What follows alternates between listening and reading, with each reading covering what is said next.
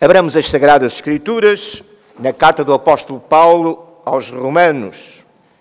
Carta do apóstolo Paulo aos Romanos, capítulo 10. Romanos, capítulo 10. Vamos fazer esta leitura de pé, visto que é a palavra de Deus. Romanos, capítulo 10, versículos 1 a 17. Portanto, os primeiros 17 versículos da carta do apóstolo Paulo aos Romanos. 10, 1 a 17.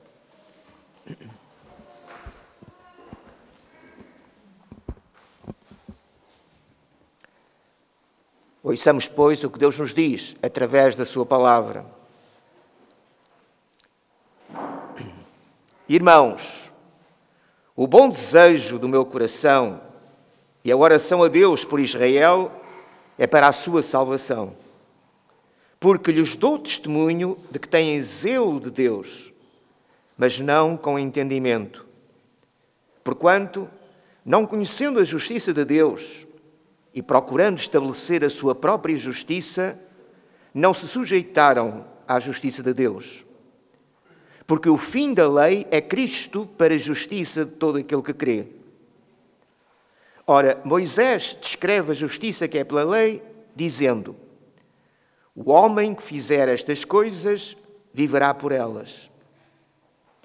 Mas a justiça que é pela fé diz assim: não digas em teu coração: quem subirá ao céu? Isto é, a trazer do alto a Cristo. Ou quem descerá ao abismo? Isto é, a tornar a trazer dentre os mortos a Cristo. Mas que diz? A palavra está junto de ti, na tua boca e no teu coração. Esta é a palavra da fé que pregamos, a saber, se com a tua boca confessares ao Senhor Jesus e em teu coração creres que Deus o ressuscitou dos mortos, serás salvo. Visto que com o coração se crê para a justiça e com a boca se faz confissão para a salvação. Porque a Escritura diz: todo aquele que nele crer não será confundido. Porquanto não há diferença entre judeu e grego, porque um mesmo é o Senhor de todos, rico para com todos os que o invocam. Porque todo aquele que invocar o nome do Senhor será salvo.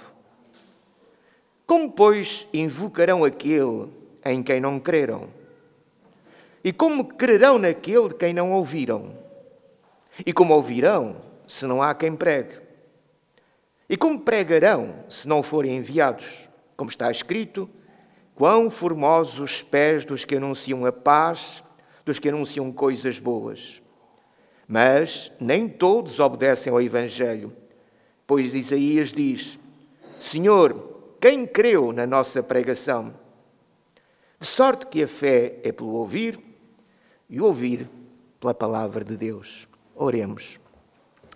Ó Pai, se a fé vem pelo ouvir, e o ouvir vem pelo poder da Tua palavra, pedimos-te humildemente neste momento que pelo Teu Espírito operes em cada um de nós, visto que a Tua palavra está aberta diante de nós também.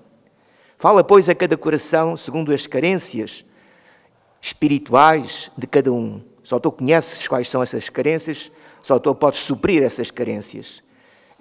Nós confiamos no Teu poder e na Tua infinita sabedoria e misericórdia. Por isso Te oramos em nome do Senhor Jesus. Amém. Podeis sentar-vos.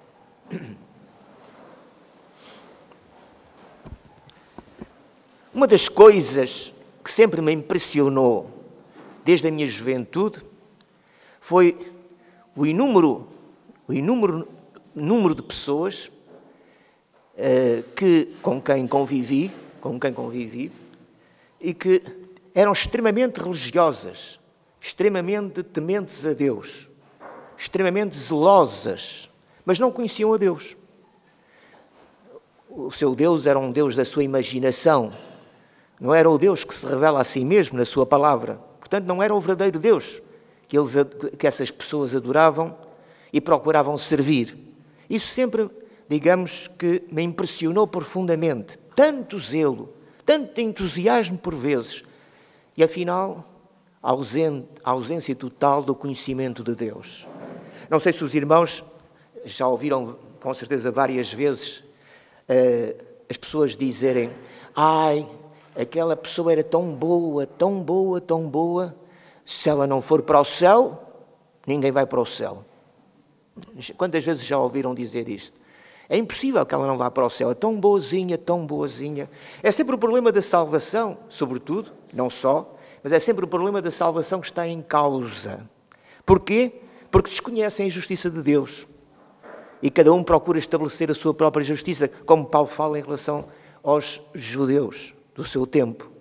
Obviamente que esse é o grande problema, enquanto nós não percebermos, à luz da Sagrada Escritura, que é a palavra de Deus, ou seja, aquilo que Deus revela de si mesmo, e, portanto, o que é que Ele quer de nós mesmos, enquanto não compreendermos isso, estamos ainda muito longe do conhecimento de Deus. E estamos, portanto, digamos que a servir um Deus criado pela nossa imaginação. E os deuses criados pela nossa imaginação são sempre deuses segundo, digamos, a nossa semelhança. Não somos nós que somos criados à semelhança de Deus, somos nós que criamos um Deus à nossa imagem e semelhança.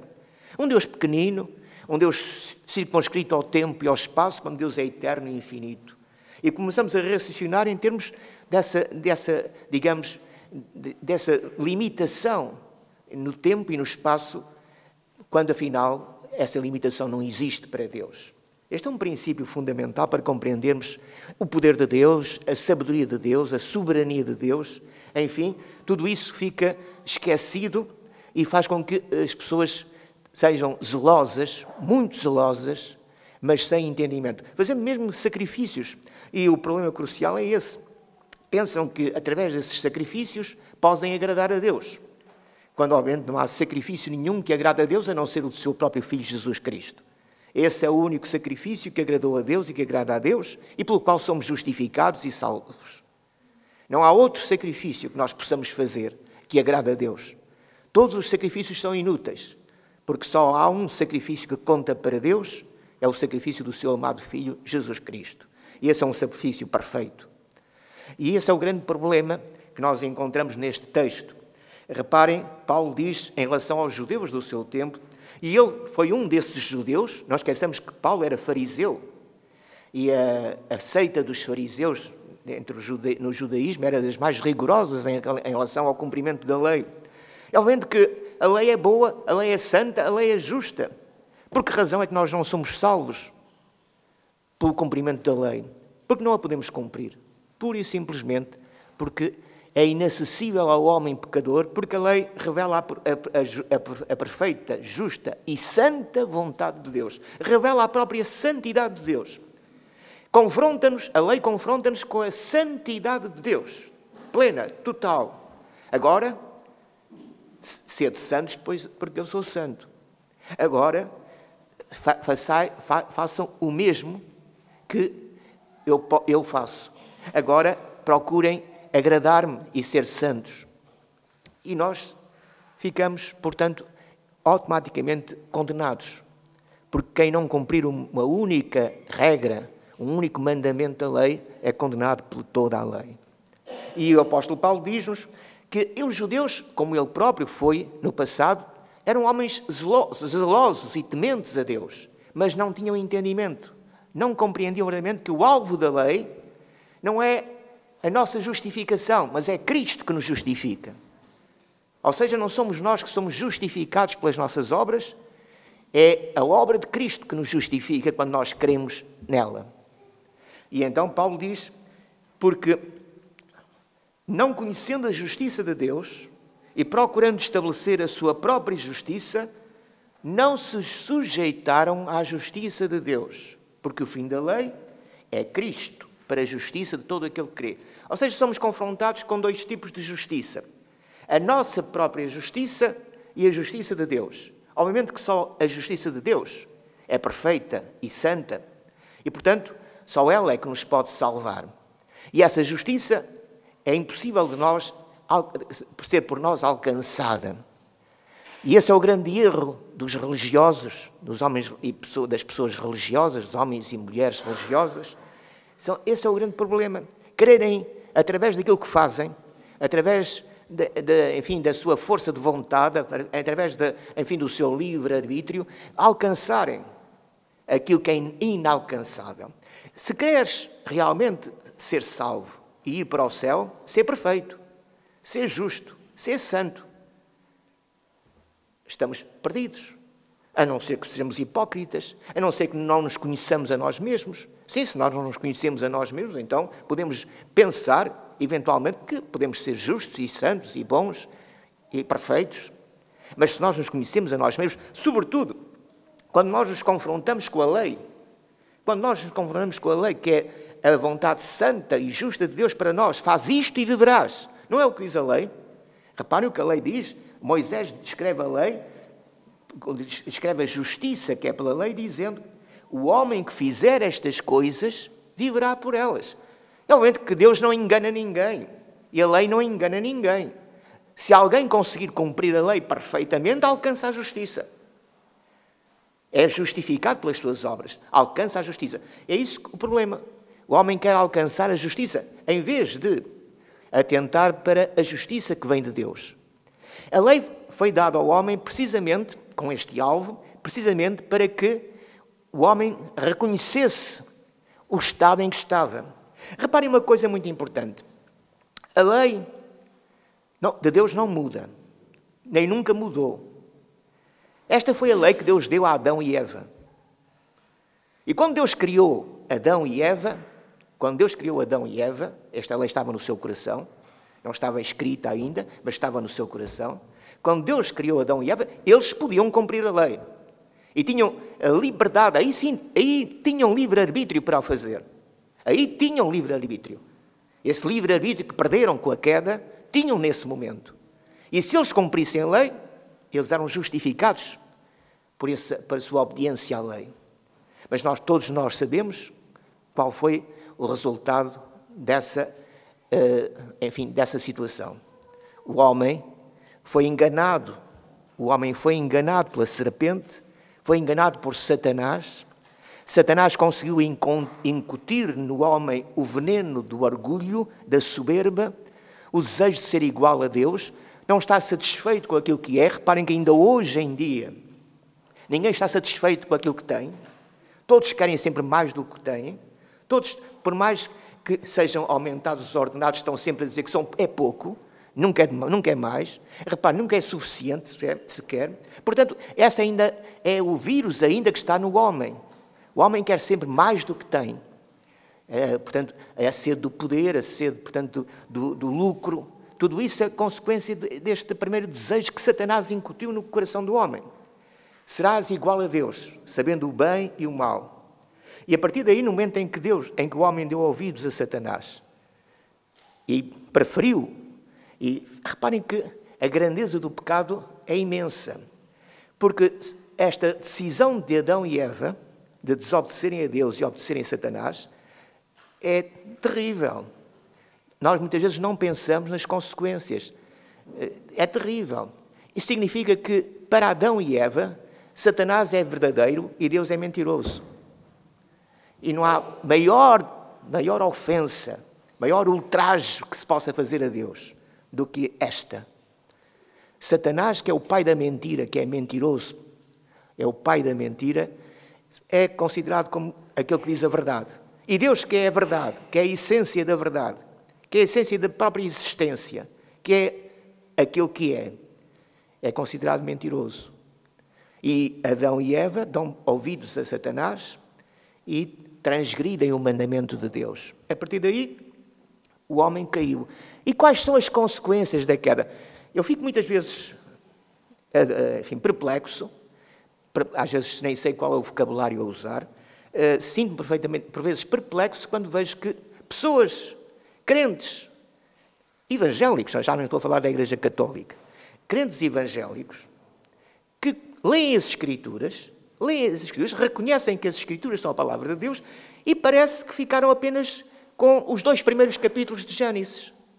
Eu fico atónito, porque quando chegam ao pé de mim e dizem: mas nós temos livre-arbítrio. Sim, então e o capítulo 3 de Gênesis, e a partir do capítulo 3 de Gênesis a Bíblia não existe? Temos livre-arbítrio nos 2 primeiros capítulos de Gênesis, sem dúvida. Mas quais são as consequências da queda? a corrupção total da natureza humana. O homem ficou totalmente corrompido. Mente, coração, vontade, tudo. Tudo isso agora está sujeito a Satanás.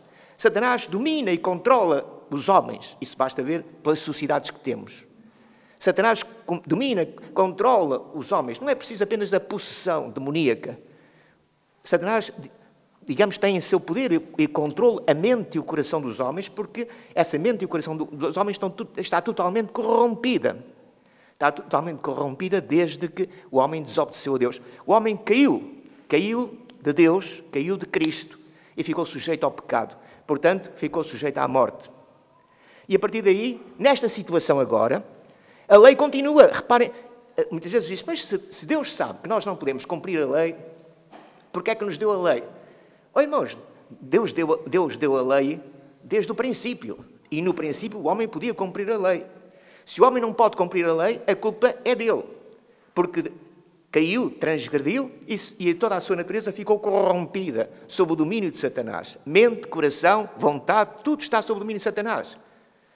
E só Deus nos pode libertar dessa escravidão. Por isso o Senhor Jesus Cristo disse, se o Filho vos libertar, verdadeiramente sereis livres. Todo aquele que comete pecado é servo do pecado. Por isso, todos nós somos servos do pecado. E só Cristo nos pode libertar. Então, o apóstolo Paulo confronta aqui os judeus com essa realidade. Eles querem alcançar a justiça, mas agora essa justiça é inalcançável. Então, o fim da lei agora já não é a nossa justiça, mas a justiça de Deus manifestada em Cristo. Ou seja, o fim da lei é Cristo. O que é que isso significa? Significa que o homem, perante a lei, reconhecendo as exigências da lei e reconhecendo a sua total impossibilidade, de cumprir a lei, o homem fica desarmado diante de Deus e fica totalmente dependente da graça de Deus e da misericórdia de Deus. Eu sou pecador, não há nada a fazer, estou perdido. Senhor, tem misericórdia de mim, pecador. Tem misericórdia de mim, pecador. E então vem o Evangelho. Então vem a Boa Nova. Eu vim buscar e salvar o que estava perdido. Jesus veio, o Filho de Deus desceu dos céus à terra, veio para nos redimir e nos salvar, porque nós não nos podíamos salvar a nós mesmos. Nós estamos totalmente condenados. Não há nada a fazer. Desde a queda de Adão estamos totalmente condenados. Sob a maldição de Deus. Toda a terra foi amaldiçoada. Leiam o capítulo 3 de Gênesis, é fundamental. Toda a terra foi amaldiçoada, o homem foi amaldiçoado, a mulher foi amaldiçoada, tudo foi amaldiçoado. E estamos a ver as consequências dessa maldição ao longo dos séculos. Portanto, agora só Cristo nos pode redimir, nos pode salvar dessa maldição. É Ele que nos abençoa. E quando Ele nos abençoa, estamos libertados da maldição.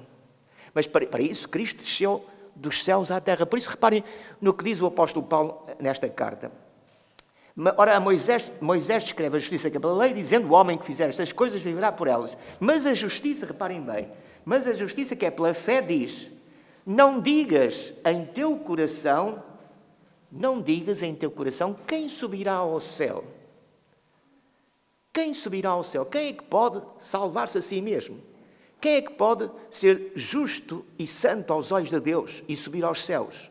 Porquê? Porque isto é trazer do alto a Cristo. Então nós perguntamos, se o homem pudesse subir aos céus, se o homem pudesse alcançar os céus, o que é que Cristo veio cá fazer?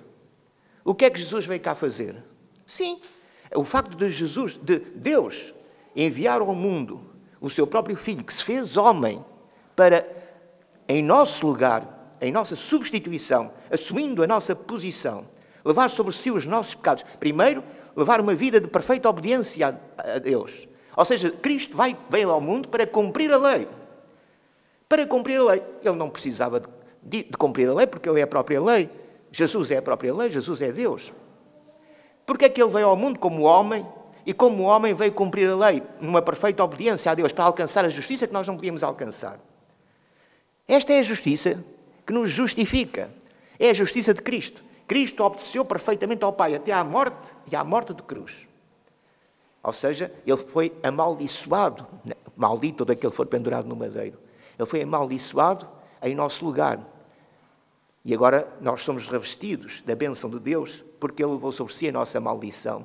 E Deus nos abençoa. E Deus nos reveste da justiça do seu Filho, dessa perfeita obediência que nós não podíamos nunca realizar. Reparem que, por isso Jesus se fez homem. Cristo se fez homem na pessoa de Jesus. É importante, não podemos só dizer que Jesus é Deus. Jesus é Deus e homem, 100% Deus, 100% homem. Só assim é que Ele nos podia redimir e só assim é que Ele nos redime. Porque tinha que ser como homem e perfeitamente homem, que tinha de ocupar o nosso lugar. É o novo Adão. Por isso muitas vezes a Bíblia fala no segundo Adão ou no novo Adão. Jesus Cristo é o novo Adão. Ele veio ao mundo como homem, perfeito homem. E vai agora ser testado como Adão foi testado. E naquilo que Adão caiu, nosso Senhor não caiu, venceu. E agora, portanto, Ele alcançou aquilo que Adão não conseguiu alcançar, a justiça de Deus. E agora, quando nós cremos nesta realidade, nós somos revestidos da justiça de Cristo. E somos declarados justos aos olhos de Deus. Não a nossa justiça, mas a justiça de Cristo. Reparem, a justiça de Deus em Cristo Jesus. Por isso Paulo tinha dito que os judeus, não conhecendo a justiça de Deus e procurando estabelecer a sua própria justiça, não se sujeitaram à justiça de Deus. A justiça de Deus é esta, Cristo, para justiça nossa. Cristo é o Senhor, justiça nossa. Está escrito nos profetas. Cristo é Senhor, justiça nossa. Ele é a nossa justiça. Já os profetas afirmavam que o Senhor Jeová é a nossa justiça. Então, Cristo, Jesus significa Jeová salva. Jesus significa Jeová salva. Ou seja, Ele é a nossa justiça. É através de Cristo, através de Jesus, o Cristo, que Deus nos salva e nos redime, que nos justifica. Porquê? Porque Jesus alcançou a justiça que nós não podíamos alcançar e agora nós somos revestidos dessa justiça. Portanto, não somos nós que alcançamos a justiça, é Deus que nos justifica. A justiça é de Deus. É Deus que nos justifica em Cristo Jesus. Então reparem o que Paulo diz, mas a justiça que é pela fé diz assim: não digas em teu coração, quem subirá ao céu? Quem é que pode subir ao céu? Reparem que no Evangelho de São João, no Evangelho de João, está escrito: ninguém subiu aos céus, senão aquele que desceu dos céus, o Filho do Homem que está nos céus. Ninguém subiu aos céus, senão aquele que desceu dos céus. Ou seja, só Jesus subiu aos céus porque tinha descido dos céus e é aquele que está nos céus, o Filho do Homem que está nos céus. Portanto, quando Paulo diz, não digas em teu coração quem pode subir ao céu, isto é, uma vez mais, como aconteceu com Adão, nós queremos colocar no lugar de Deus, no lugar, neste caso, de Jesus Cristo. Por isso isto é trazer do alto a Cristo. É colocarmos no lugar de Cristo. Se nós pudéssemos subir aos céus, Cristo não tinha descido dos céus para subir aos céus. Ele estava nos céus, que necessidade tinha de descer para subir? Ele desceu para subir para nos levar com Ele também nesta subida. É Ele que nos leva com Ele nesta subida. Por isso Ele teve que descer para nos levar com Ele nesta subida. Então não somos nós que subimos, é Cristo que desceu e que sobe connosco. E é por Ele que nós subimos aos céus, não é por nós mesmos. Esta é a justiça que vem de Deus. Este é o fim da lei. Por isso o fim da lei é Cristo, para a justiça de todo aquele que crê. Reparem ainda a seguir, o que Paulo diz: quem descerá ao abismo? Todos nós ficamos sujeitos à morte. Todos nós ficamos, devido ao pecado, devido à queda, sujeitos à morte. Não há ninguém que não morra. Desde a queda, não há ninguém que não morra. Então, quem é que pode vencer a morte? Não pensemos que nós podemos vencer a morte. Mas Cristo ressuscitou dos mortos. Por isso não digas em teu coração, quem descerá ao abismo? Quem pode vencer a morte? Quem pode ter domínio sobre a morte? Isso é, uma vez mais, querermos colocar-nos no lugar de Jesus Cristo. Ele, sim, Ele morreu, venceu a morte e ressuscitou. Por isso Paulo diz, não digas em teu coração quem descerá ao abismo. Isto é, a trazer dentre os mortos a Cristo. Cristo morreu e ressuscitou precisamente para vencer a morte e nos garantir essa vitória também. O crente verdadeiramente não morre. Jesus disse, quem crê em mim, ainda que esteja morto, viverá. E todo aquele que vive e crê em mim, não morrerá. O crente verdadeiramente não morre. O crente não morre porque está em Cristo. E em Cristo há vida e vida eterna. Portanto, ninguém nos pode separar do amor de Deus que está em Cristo Jesus, nosso Senhor. Nem a morte, nem nada, nem coisa alguma nos pode separar do amor de Deus que está em Cristo Jesus. Então, quando o nosso corpo vai para o pó, desce ao pó, o nosso espírito vai para Deus que o deu. E estamos com Cristo até que os nossos próprios corpos sejam ressuscitados em glória. Um dia o Senhor Jesus virá, voltará e nós ressuscitaremos todos. E Deus nos glorificará com a glória de Cristo. Tal qual é, assim o veremos, seremos semelhantes a Ele. É para isso que nós fomos predestinados, para sermos feitos conformes à imagem de Cristo. Ele é o primogênito entre muitos irmãos. Então, reparem, este é o alvo da nossa vida, é a vida eterna. E esta vida eterna não está em nós, nem a podemos alcançar, não podemos vencer a morte, não podemos viver para sempre, mas Cristo vive para sempre e nós em Cristo vivemos para sempre. A vida eterna está em Cristo. Em mais ninguém, em coisa alguma, a não ser em Cristo Jesus. Então, crendo em Jesus Cristo, nós temos a vida eterna. Por isso Paulo diz, mas que diz, portanto, se não podemos subir aos céus, se não podemos descer ao abismo, em que é que ficamos? O que é que diz então a fé? O que é que diz a pregação pela fé? Diz, a palavra está junto de ti, na tua boca e no teu coração.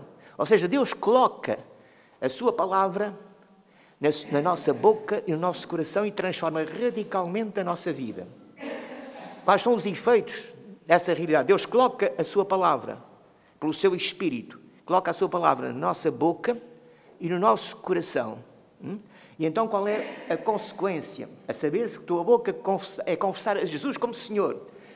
Aqui diz o texto, se com a tua boca confessares ao Senhor Jesus, melhor dizendo, seria se com a tua boca confessares a Jesus como Senhor, e ninguém pode dizer que Jesus é o Senhor senão pelo Espírito Santo. Reparem o que Paulo diz nas cartas aos Coríntios, a primeira carta aos Coríntios, ninguém pode dizer que Jesus é o Senhor senão pelo Espírito Santo. Ou seja, se tu confessares que Jesus é o Senhor, obra do Espírito Santo, se tu confessares a Jesus como Senhor, e em teu coração creres que Deus o ressuscitou dos mortos, serás salvo.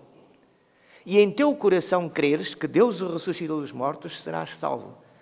Porquê? Com o coração se crê para a justiça e com a boca se faz confissão para a salvação. Ou seja, quando confessamos a Jesus como o Senhor das nossas vidas, nós estamos a dizer que cremos verdadeiramente que Ele ressuscitou dos mortos, que Ele vive e que nele temos a vida eterna. Notai quando o texto que lemos há pouco em Gênesis,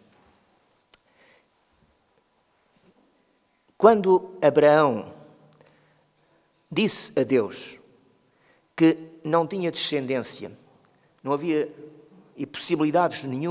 nenhuma possibilidade de ter um herdeiro. E não só ele não tinha filhos, já de uma avançada idade, mas também a sua mulher era estéril. Sara era estéril. Portanto, não havia nada a fazer. E o Senhor Jesus, o Senhor Jeová, o nosso Deus, disse-lhe, olha para as estrelas dos céus. Podes contar as estrelas dos céus ou a areia do mar? Assim será a tua descendência. Isto é impossível. É totalmente impossível. Mas Abraão creu que aquilo que é impossível aos homens é possível a Deus.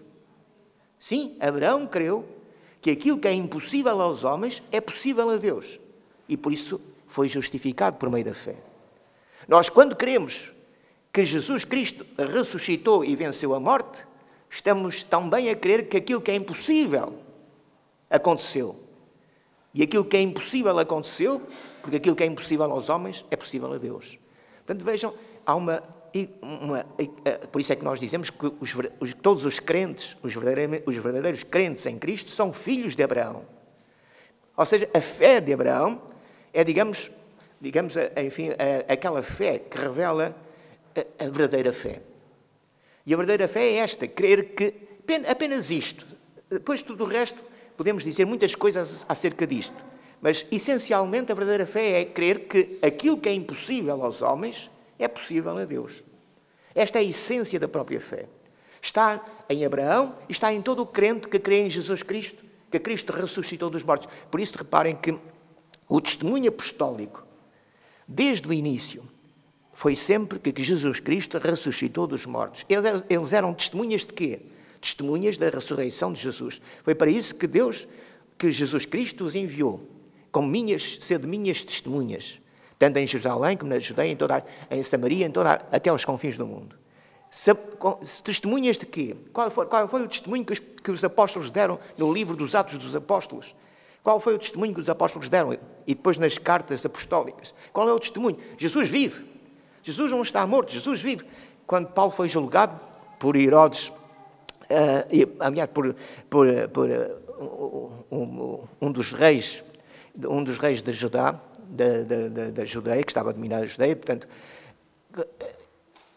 Festo, quando foi por Festo e com Agripa, quando estava diante de Festo e Agripa, Paulo precisamente falou desta realidade. E quando Agripa se dirige a Festo, ele diz, aliás, Festo neste caso é que diz a Agripa, tem aqui um homem, que dá um testemunho de um sujeito, de um homem que estava morto e agora vive, mas que os judeus dizem, que os judeus que confrontavam Festo com esta realidade, eu não compreendo nada disto. Isto para mim é uma discussão sem sentido. Ele não cometeu nenhum crime, não cometeu nada, o que é que ele está aqui a fazer preso? Porquê é que ele está preso?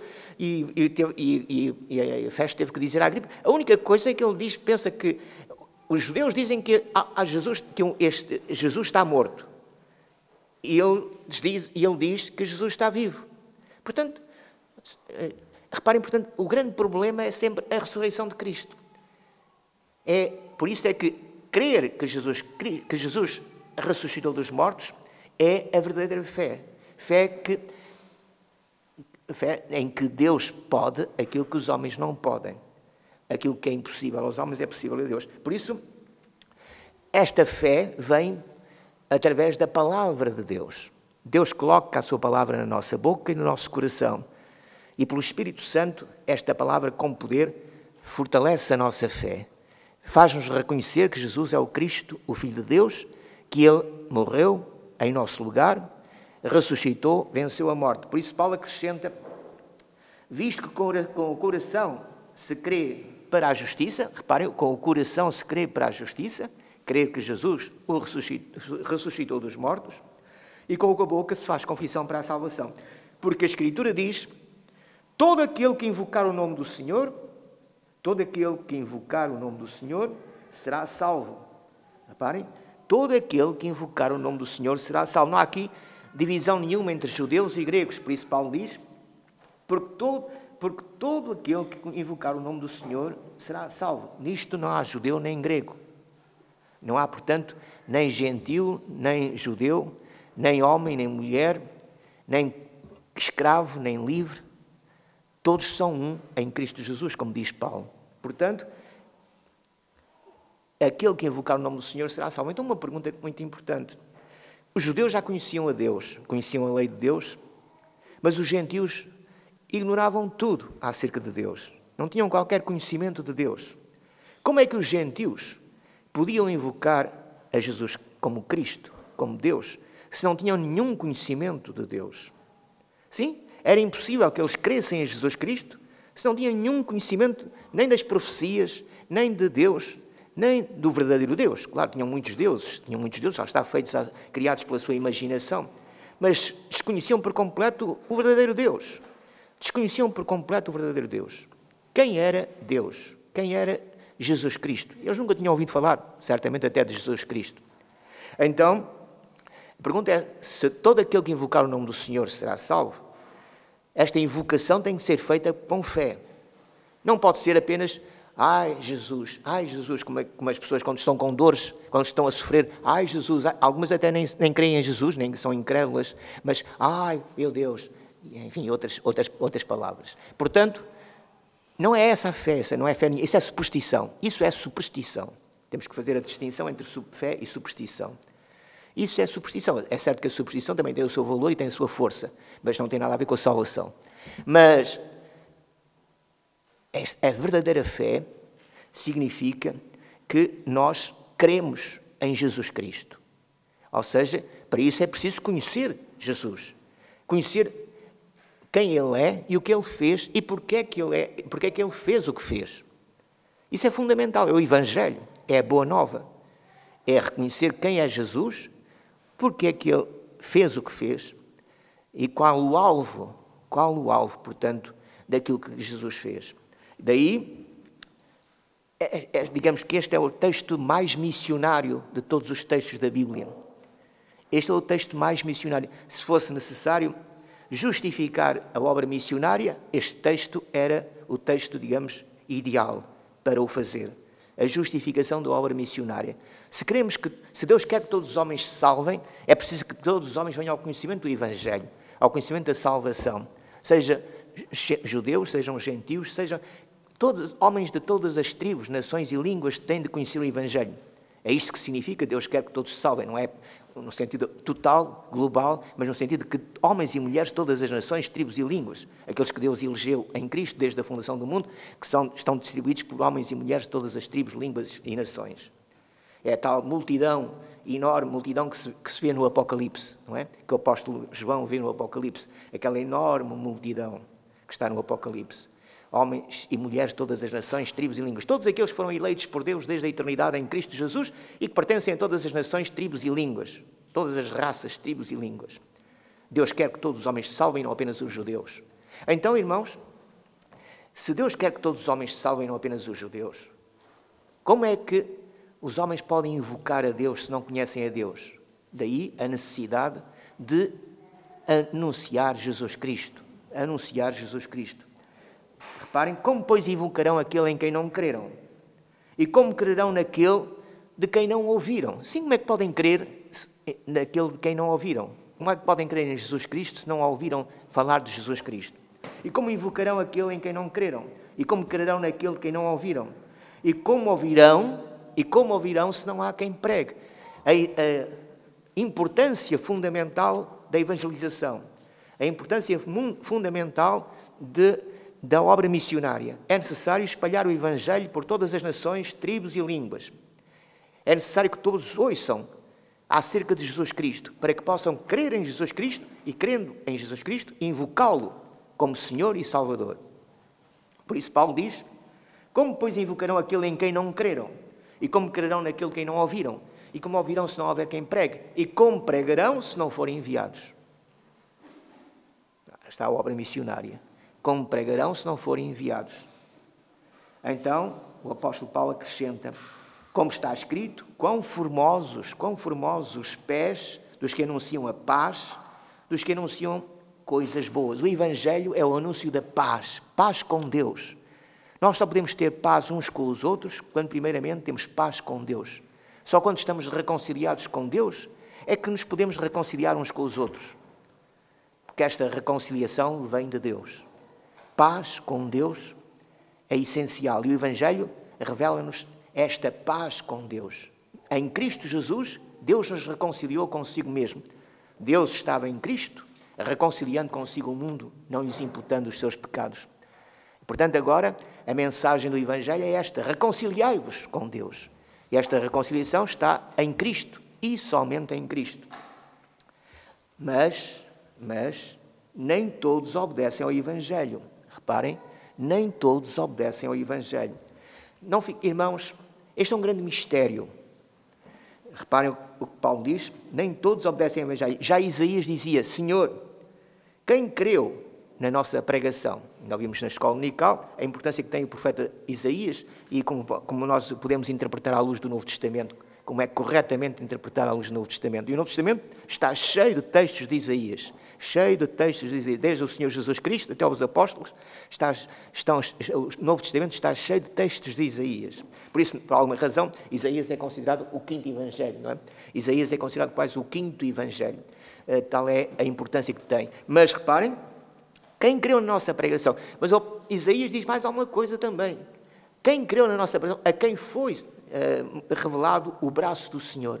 Ou seja, é necessária a revelação do Senhor, o braço do Senhor ser revelado, para que os homens creiam. Portanto, isto é um grande mistério. Nós temos de anunciar o Evangelho, temos de pregar o Evangelho a toda a criatura, sem fazer acepção de pessoas. Nós não podemos fazer acepção de pessoas. Não podemos dizer, não vou falar do Evangelho a esta pessoa porque esta pessoa está totalmente perdida. Como é que tu sabes que está perdida? Deus não pode, lá está, aquilo que é impossível aos homens não é possível a Deus. Deus não pode converter o maior pecador. Deus não tem convertido os maiores pecadores. Deus não converteu aquele ladrão na cruz, ao lado de Jesus. Levou uma vida ímpia, uma vida de salteador, de malfeitor. E no último momento, Senhor, lembra-te de mim quando entrares no paraíso. Então, Deus não tem poder para transformar a vida das pessoas, para renovar a vida das pessoas. É essa a obra do Espírito Santo. A obra do Espírito Santo é a regeneração. Se não nos fizermos novas, como novas criaturas, jamais poderemos ver a Deus. É necessário nascer, não da carne, mas nascer de Deus. Nascer de Deus, do Espírito e da água.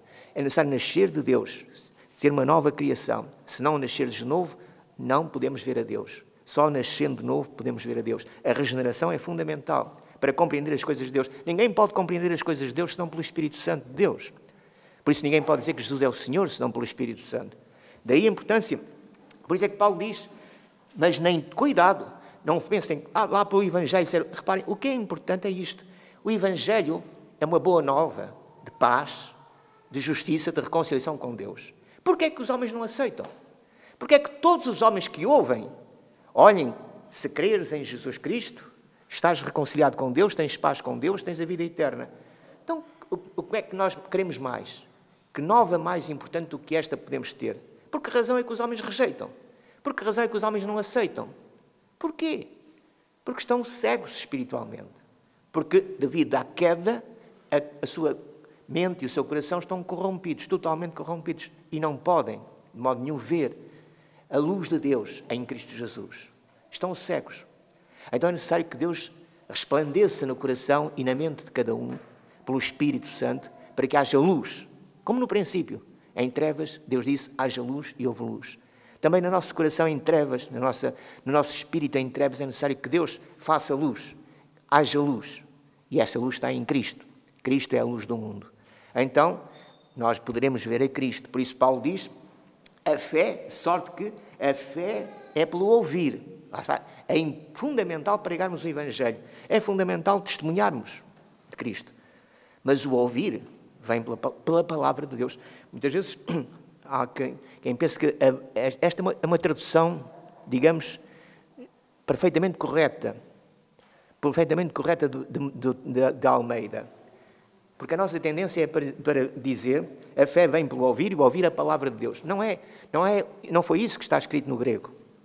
O que está escrito no grego é aquilo que Almeida traduziu.